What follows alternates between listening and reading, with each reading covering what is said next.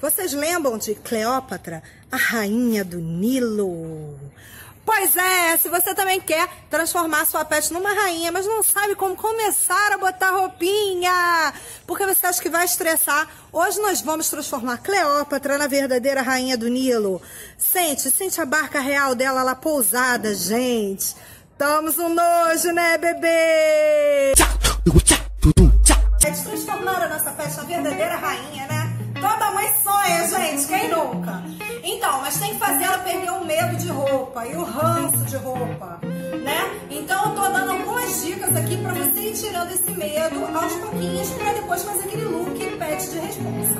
A primeira coisa que é muito interessante, ó, aqui tem pedacinhos de carne cozidos na água, porque os meus pets comem alimentação natural, mas você pode estar botando aí petisquinhos próximos, né? Pra fazer nesse momento um momento divertido, afinal de contas o pet tem que gostar de estar botando a roupa. Outra coisa, a gente mexe em todas as partes do animal, tá? Isso aqui ajuda em banho, ajuda em botar roupa e em tudo, pra não ficar assim, não gosto que pegue na patinha, não gosto que faça não sei o quê. Se o seu pet for daqueles peludões, né, não bote roupas de manga comprida, porque normalmente, até os veterinários recusam isso, porque normalmente dá muitos nós. Então assim, roupas sempre ou pegando aqui no pescoço e tudo. Então, gente, a gente acabou não gravando essa parte, mas tiramos fotos, vou botar aí.